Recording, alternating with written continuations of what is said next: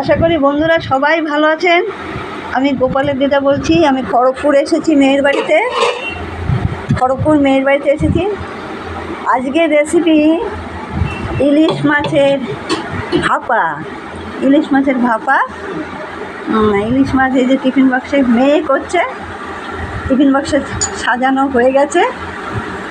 আর ভাপা সর্ষেটা শুকনো দেবো তবে না, আর সর্ষে বাটা টাটাগুলো দিয়ে আপনাদের আবার দেখাচ্ছি। এই 4টে ইলিশ মাছ দিয়ে ভাপা হচ্ছে। বাকিটা কালো জিরে, কাঁচা লঙ্কা, বেগুন দিয়ে ঝোল, তাই তো? বাকি মাছটা ঝোল হয়েছে কালো জিরে, কাঁচা লঙ্কা দিয়ে। সবাই এই ভাপা খাবে না, সর্ষে বাটা অনেকে খেতে চায় না। এবারে সর্ষে বাটা দেওয়া হচ্ছে। এই যে সর্ষে বাটা দেওয়া হচ্ছে, দেখুন সর্ষে বাটা দেওয়া হচ্ছে দিয়ে লাজাটা আর ভাপার মধ্যে দেওয়া হচ্ছে না। আর এবারে সর্ষে কাঁচা লঙ্কা বাটা, তাই তো? কাঁচা লঙ্কা বাটা। আর রান্নাটা আমার মেয়ে করছে। আর কী দেওয়া হবে? কাঁচা সর্ষের তেল। তাতে মাছটাকে নুন হলুদ মাখিয়ে 15 মিনিট রেখেছিল। নুন হলুদ আর কি কাঁচা সর্ষের তেল মেখেছিলিস নাকি? নুন হলুদ আর কাঁচা সর্ষের তেল মাখিয়ে 10-15 মিনিট রেখে দিয়েছিল। এবারে সর্ষে বাটা দিয়েছে, একটুখানি হলুদ গুঁড়ো দিয়েছে। আবার ওইটা ধুয়ে একটু জল দিয়ে কাঁচা সর্ষের তেল দিয়ে দেবে।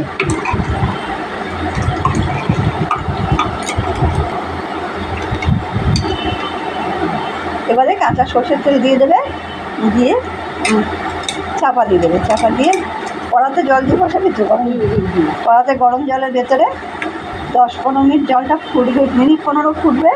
আর টিফিন বক্স বসানো থাকবে। ইলিশ মাছের ভাপা দেখুন। হ্যাঁ, সর্ষের তেল দিয়ে দিচ্ছে। কাঁচা সর্ষের তেলটাই ইলিশ মাছে দিলে ভালো হয় ভাপাতে। আর ইলিশ মাছ মাছের রাজা, যেটা খেতে সবাই ভালোবাসে। আর কাঁচা লঙ্কা সর্ষে বাটা দিয়েছে, 2টো কাঁচা লঙ্কা ওপরে দিয়ে দিয়েছে। ও আর একটুখানি নুন দিয়ে দিচ্ছে। এবারে চাপা দিয়ে কড়াতে গরম জল ফুটবে, মাছটা দিয়ে 10-15 মিনিট ফোটানো হবে। হয়ে গেলে আপনাদের আবার দেখাচ্ছি ইলিশ মাছের ভাপা।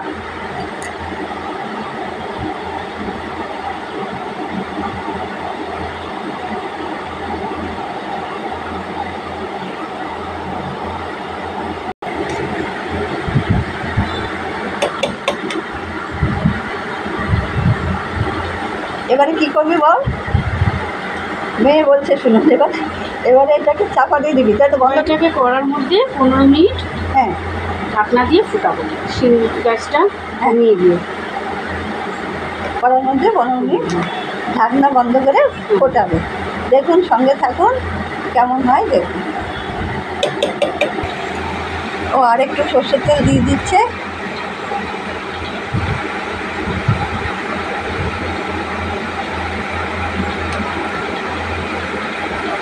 ব্যাস, সব দেওয়া হয়ে গেছে। এবারে বন্ধ করে দিবি না? এবার বসিয়ে দেবো। এবারে বসিয়ে দেবে। হ্যাঁ, এবারে বসিয়ে দেবে। দেখুন, মিনিট 15-20 মিনিট কড়াতে গরম জল দিয়ে তারপরে কী হলো, টিফিন বক্সটাকে বসিয়ে ইলিশ মাছের ভাপাটা তৈরি করা হয়েছে। দেখুন,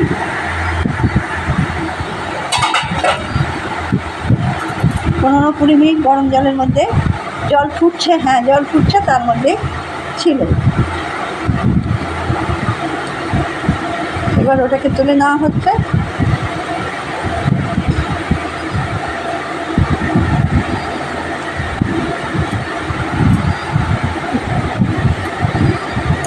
এবারে খুলে দেখানো হচ্ছে আপনাদের।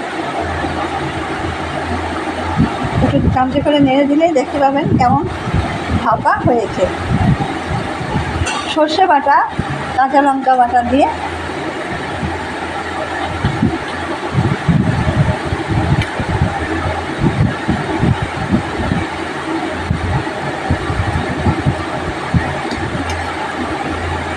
একটা ইলিশ মাছ তুলে দেখি যে,